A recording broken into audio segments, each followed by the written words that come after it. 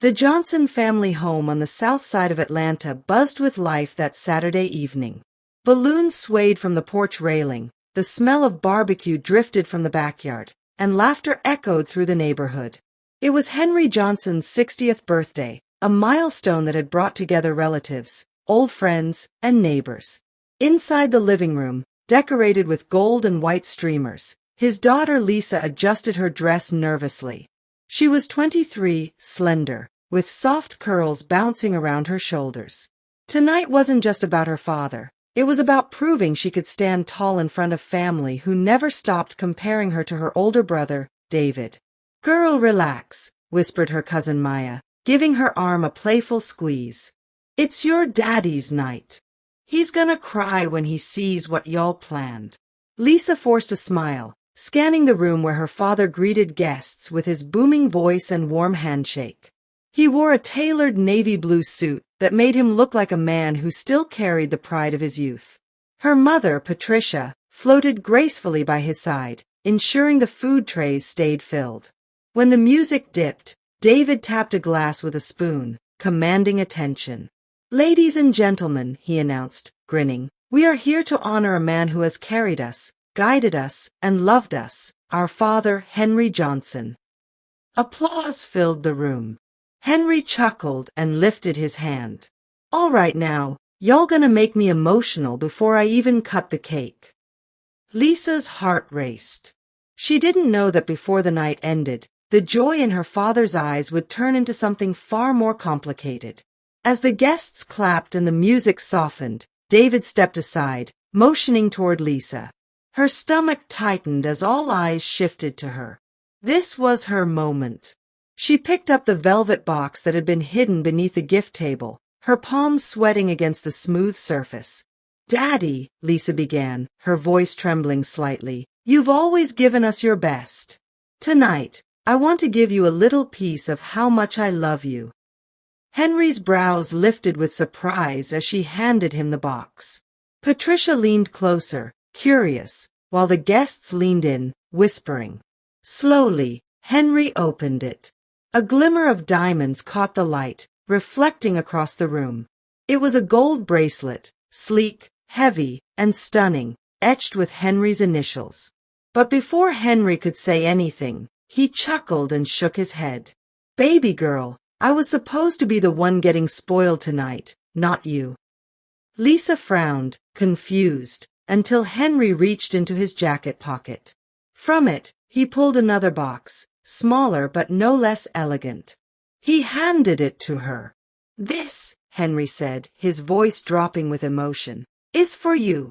For standing by me when times got rough. For never forgetting who you are. Happy birthday to me, but a blessing to you." Lisa's hands shook as she opened the box. Inside lay the most beautiful necklace she had ever seen, delicate white gold chain, with a diamond pendant shaped like a heart. Gasps echoed in the room. "Lord have mercy," Aunt Clara whispered. "That thing must cost a fortune." Lisa's eyes filled with tears. "Daddy, I don't deserve this." Henry smiled proudly. "You deserve more than you know." What no one realized was that this very necklace, the dazzling gift that made Lisa's heart soar, would soon become the reason the night unraveled. The party picked up with fresh energy after the exchange of gifts. Music from the live band filled the backyard, a blend of smooth jazz and soulful classics that made older guests nod their heads while the younger ones pulled out their phones to record. The aroma of ribs, collard greens, and cornbread wafted through the air, making the buffet line buzz with chatter. Lisa clutched the necklace around her neck, still unable to believe it was hers. Every now and then she caught her reflection in the sliding glass door, the diamond pendant glittering against her chest. She wasn't used to standing out, but tonight, she felt special.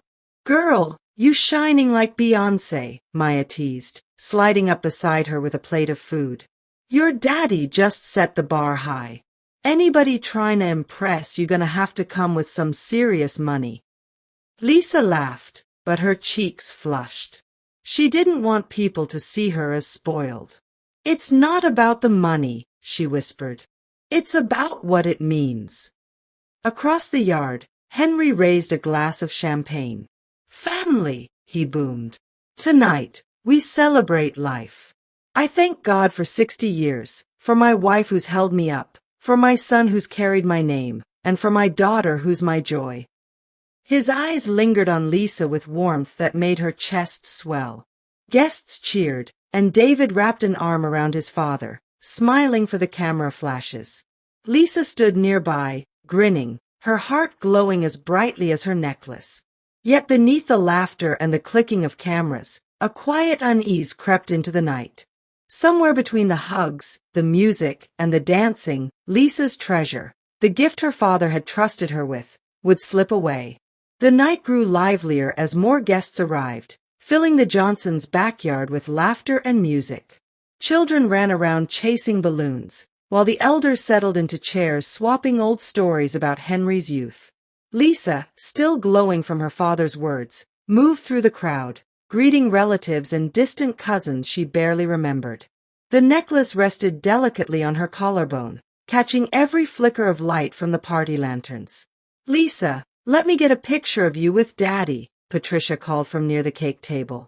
Lisa hurried over, brushing a curl from her face. Henry slipped an arm around her shoulders, pulling her close. "Smile, baby girl." The flash went off, capturing a moment that would later haunt Lisa. After the photos, Lisa excused herself to the restroom. She stepped inside, adjusted her dress in the mirror, and touched the necklace. For a moment she thought about taking it off, afraid it was too expensive to wear casually, but then she shook her head. "Daddy gave it to me. I can't hide it." Minutes later, she returned to the backyard, where the dance floor had grown crowded. Maya pulled her into a line dance, and Lisa laughed, forgetting herself in the rhythm of the music. Sweat dampened her skin as the crowd swayed and clapped. But when the song ended and Lisa reached for her pendant, her fingers met bare skin. Her heart froze. She patted her neck, then her chest. The chain was gone. "No, no, no," she whispered, her stomach twisting. Dropping to her knees, she frantically searched the grass. Guests stepped back, confused. "What's wrong?" Maya asked, crouching beside her. Lisa's voice cracked. "The necklace. Daddy's necklace. It's gone." The joy of the evening collapsed into a chilling silence as everyone realized the priceless gift had vanished. At first, the silence was thick, then came the whispers. Guests exchanged uneasy glances, some rising from their chairs to look at the grass where Lisa knelt, trembling. "Did you check your dress? Maybe it slipped inside," Maya suggested, her voice laced with worry. Lisa shook her head, tears welling up. "No, I felt it when I danced. It was here. Now it's gone." Patricia rushed over, her heels clicking against the patio. "Baby, calm down. We'll find it." But her tone betrayed the panic rising in her chest. Henry's face tightened, the warmth from earlier fading into something stern. "Everyone, please, hold up," he said loudly, raising his hand. "Nobody leaves until we find that necklace." The crowd stiffened. Some nodded in agreement, while others frowned, shifting uncomfortably. Uncle Ray muttered, "Man, y'all got too many people here. Somebody probably already pocketed it." "Don't say that," Patricia snapped, though deep down, the thought had already crossed her mind. David stepped forward, his voice sharp. "Lisa, where exactly were you when you noticed it missing?" Lisa swallowed hard. I was on the dance floor. We were all together. Then anybody could have snatched it," David said, scanning the crowd. His eyes landed on a group of Henry's co-workers standing near the grill, laughing awkwardly. "Not everybody here is family." Gasps rippled through the guests. "That's out of line," one of the men said angrily. But Lisa barely heard them. Her chest tightened as guilt pressed down on her. "It's my fault," she whispered. "I should have taken it off. I should have been careful." Henry looked at her, disappointment heavy in his eyes. Lisa, that wasn't just jewelry. That was an heirloom, a part of me I wanted you to carry. The words pierced deeper than any accusation. For the first time that night, Lisa wished she could disappear. The backyard, once filled with music and laughter, turned into a tense search ground. Guests moved about reluctantly, eyes scanning the grass, the patio, and even the buffet tables. Children were pulled aside by their parents, told to stay put, while adults looked under chairs and between flower pots. Lisa's hands shook as she bent low, her eyes darting everywhere. She retraced her steps to the dance floor, the bathroom, even the photo corner. Nothing. Check the trash cans, Uncle Ray barked, already rummaging through a half-filled bag of paper plates and napkins. Patricia sighed heavily. Lord, this is embarrassing. We can't have people digging through garbage at a birthday party. It's more embarrassing to lose a diamond necklace in front of half the neighborhood, Ray shot back. Henry stood tall near the patio, his eyes narrowed, scanning the guests. He wasn't shouting, but the tension in his face told everyone this wasn't just about a missing necklace. If anyone here saw something, speak now, he said firmly. This is family. Don't make me regret opening my doors. No one responded. A few guests looked offended, others guilty, though they had done nothing wrong. David whispered harshly to Lisa, "Why didn't you hold on to it? That thing cost more than your car." Tears burned her eyes. "I didn't mean to lose it. I was careful. I thought." Her words broke into a sob. Maya rubbed her back. "We'll find it, Lisa. Don't give up." But as the minutes dragged on, frustration grew. Some guests excused themselves, claiming early mornings. Others searched half-heartedly, clearly eager to leave. Lisa stared at the empty space on her chest. The necklace was gone, and with each passing moment, she felt the weight of her father's disappointment pressing harder. The search stretched into nearly an hour, and the air grew heavier with each passing minute. The food sat untouched, the cake remained uncut, and the cheerful music had long been silenced. The once celebratory night now felt like a courtroom trial. Henry sat stiffly at the head of the patio table, his jaw tight. Lisa stood a few feet away, her eyes red from crying. The tension between them hung so thick that everyone else tried to avoid looking directly at them. Finally, Aunt Clara broke the silence. "This wouldn't have happened if y'all didn't make such a big show of it. Flashing expensive things in front of everybody. Of course it was bound to disappear." Patricia turned sharply. "Clara, don't start. That necklace was a gift from Henry to his daughter, not some parade piece." David folded his arms, his voice cutting through the murmurs. "Honestly, I don't know why Dad even gave it to Lisa. She's careless. If it was me, I would have kept it safe." Lisa's head snapped up, her tears mixing with anger. "That's not fair, David. I didn't ask for it. Daddy gave it to me." "Yeah, and you lost it in less than 2 hours," David shot back. The family gasped. Maya stepped in quickly, glaring at him. "That's cold, David. You act like you never made a mistake in your life." Uncle Ray leaned back with a bitter laugh. "This ain't about the necklace no more. This about old grudges. Y'all been fighting about who Daddy loves more since high school." Henry slammed his hand on the table, silencing everyone. "Enough. This is my birthday. And instead of honoring it, y'all turning it into a battlefield." His eyes landed on Lisa. "I wanted tonight to be a memory we'd treasure. Instead, it's a memory of loss." Lisa's throat tightened as she whispered, "I didn't mean to disappoint you, Daddy." But inside, she feared that no matter what she said, her father would never look at her the same again. As the tension simmered among the Johnsons, whispers spread through the guests. Some gathered their purses and jackets nervously, while others exchanged looks that said they wanted no part of the family drama. Henry finally stood. "Before anyone leaves," he announced, his voice firm, "I need to say this. I trust my family, but not everyone here is family. That necklace didn't just vanish into thin air. The words landed like stones. Mr. Taylor, Henry's co-worker from the auto shop, frowned deeply. Are you suggesting one of us stole it? David crossed his arms, glaring. If the shoe fits. Boy, you better watch your mouth, Mr. Taylor shot back, his voice rising. I've worked beside your daddy for 15 years. I don't need his daughter's necklace. Patricia stepped between them quickly, her hands raised. Please, let's not turn this into a fight.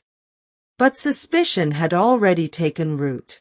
Aunt Clara muttered to another relative, strangers don't care about our family's memories. They care about shiny things. Lisa stood frozen, her chest tight. She hated hearing the guests accused.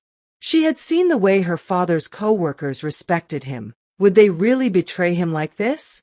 Maya whispered, Lisa, don't let them push this all on outsiders. This could have happened to anyone, even family. But Lisa shook her head. I don't know anymore. I just want it back. Henry's voice cut through again, low but sharp.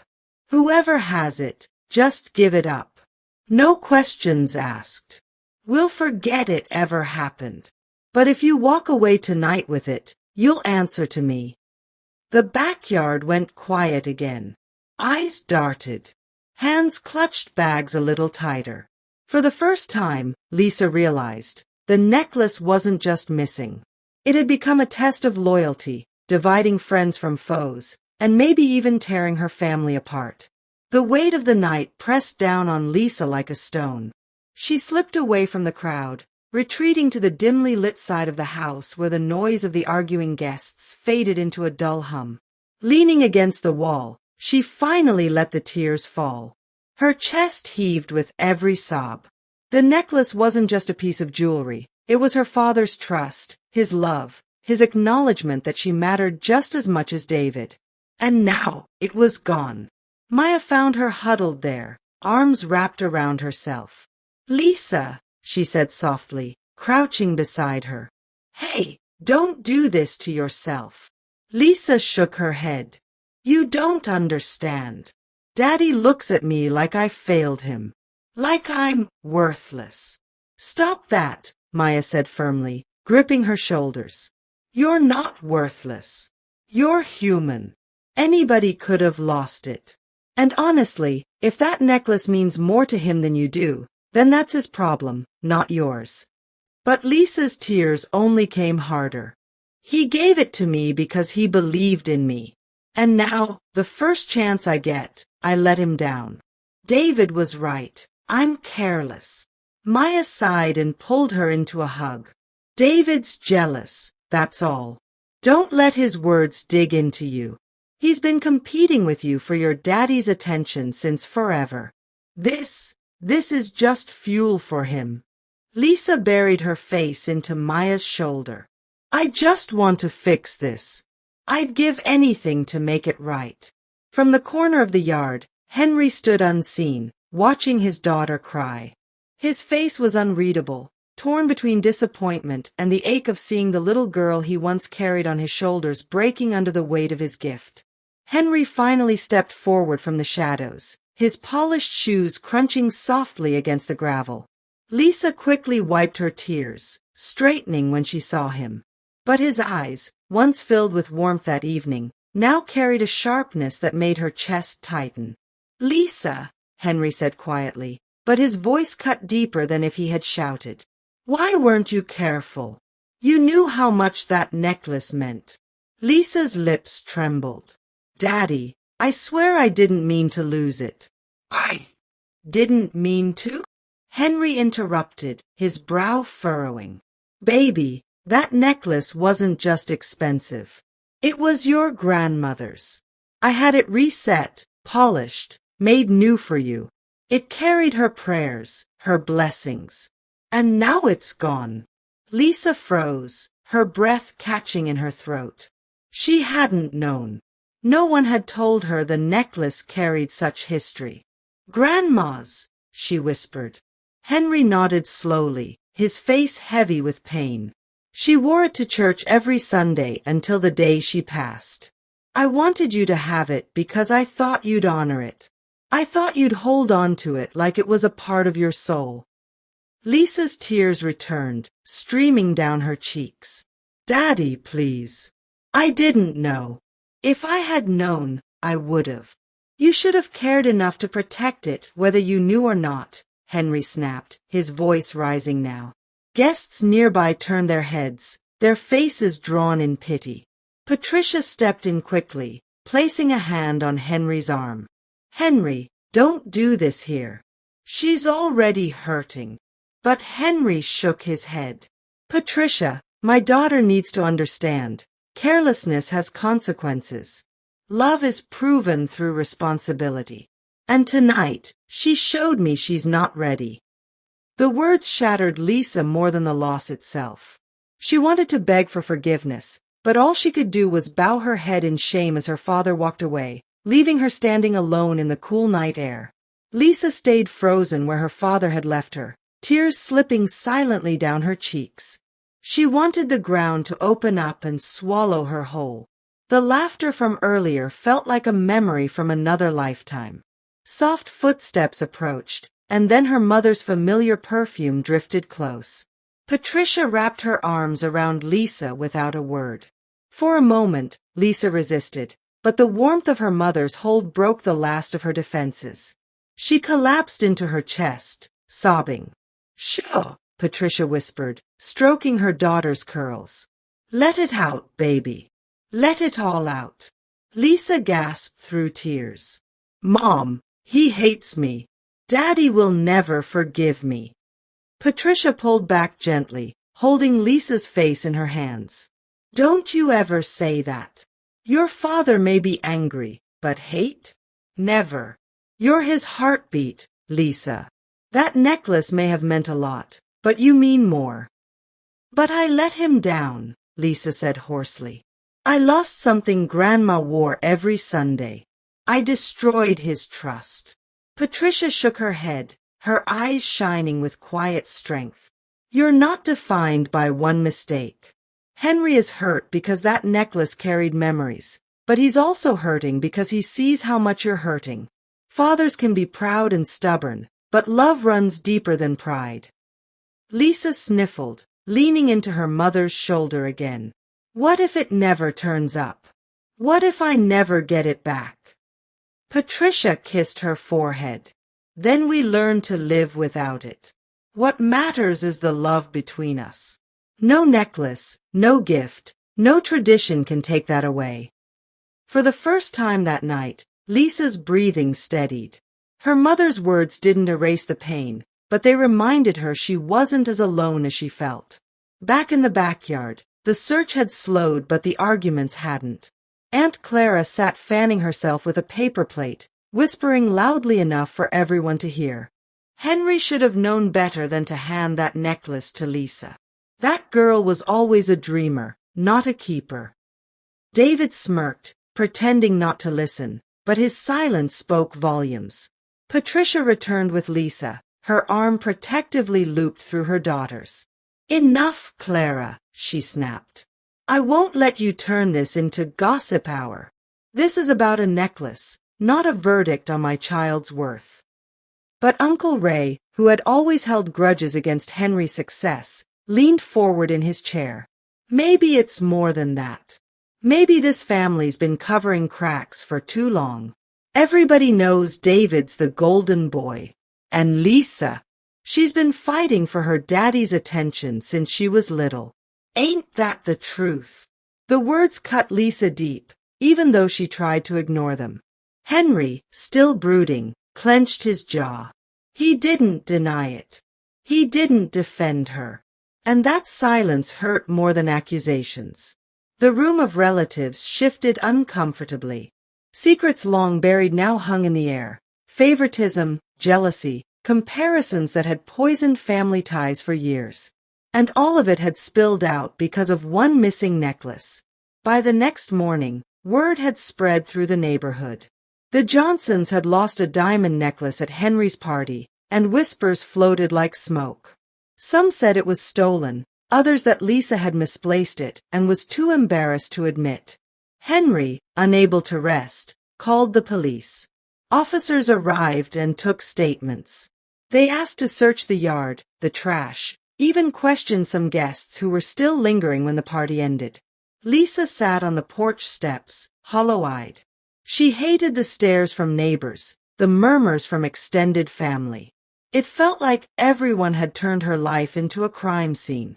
"Miss Johnson," one officer asked, "can you tell us the last place you clearly remember touching the necklace?" Lisa swallowed hard. "On the dance floor. After that, it was just gone." The officer scribbled on his notepad, then looked at Henry. "Could be theft. Could be accidental loss. We'll file a report, but with jewelry like this, if someone took it, chances are slim you'll see it again." The words hit Henry like a hammer. His shoulders sagged. Lisa turned away, guilt crashing down harder than ever. 2 days later, Maya called Lisa in a rush. "Girl, you need to come over." "Now." Lisa, still drained from crying, dragged herself to her cousin's house. Maya pointed to her phone screen. "Look." On social media, a blurry video clip from the party had surfaced. It showed Lisa on the dance floor, laughing, her necklace glinting under the lights. But in the background, a figure lingered, David's girlfriend, Tasha, her eyes locked on the sparkling pendant. Lisa frowned. "That doesn't mean anything." "Wait," Maya said, scrubbing the video forward.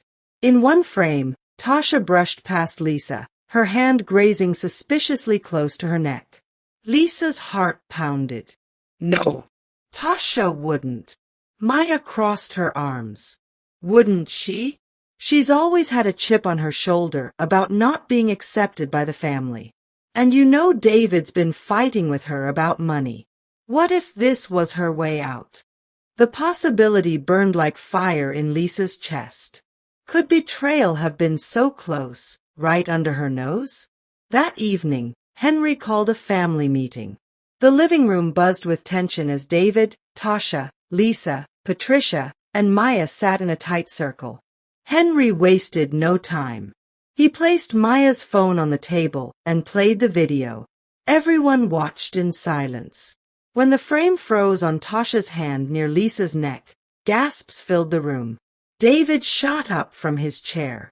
"This is ridiculous. You think my girlfriend is a thief." Tasha's face went pale. "I didn't take anything. I was just dancing."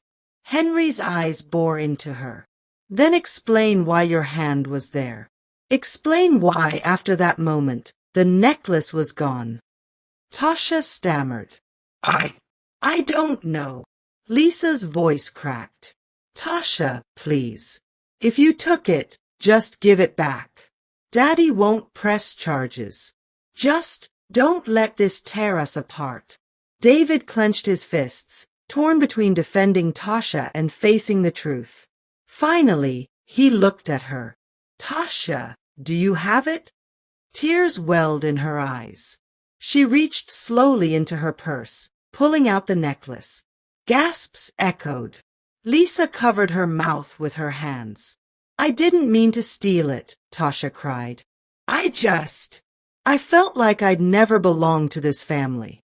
That necklace looked like everything I didn't have. I was going to give it back, I swear." Henry's face darkened. "You betrayed my trust. In my house. On my birthday."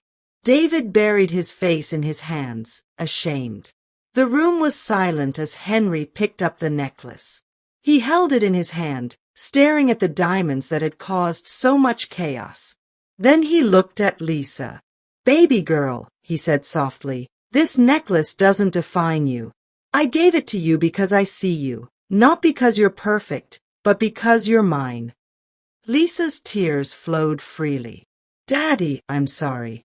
I should have protected it." Henry shook his head. "No. I should have made it clear from the start. This piece is precious, but it ain't worth more than you.